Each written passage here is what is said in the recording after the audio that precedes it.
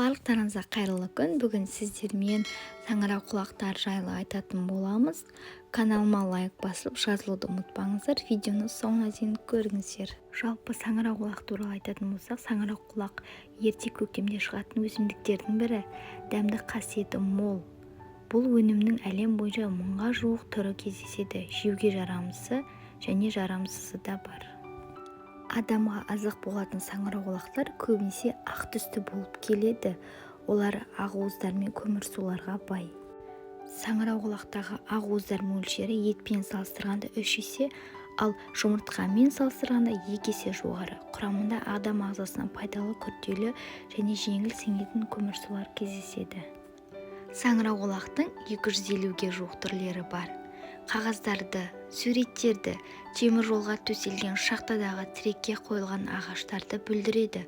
Сонымен бірге ағаш үйлерді, металды зақымдап, құрамындағы заттармен қоректеніп, оларды бұзады.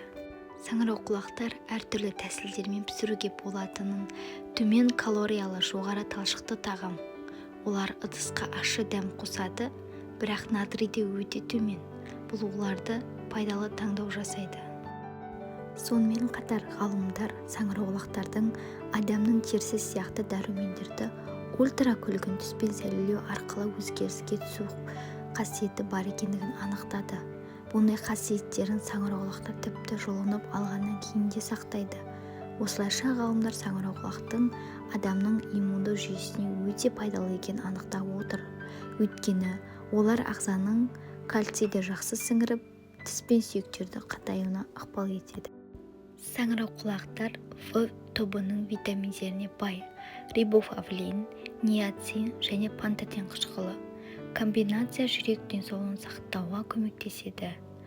Рибофлавин қызыл қан жасушаларына әсер етеді, ниацин ас қорыту жүйесіне және теріні сау ұстауға жақсы.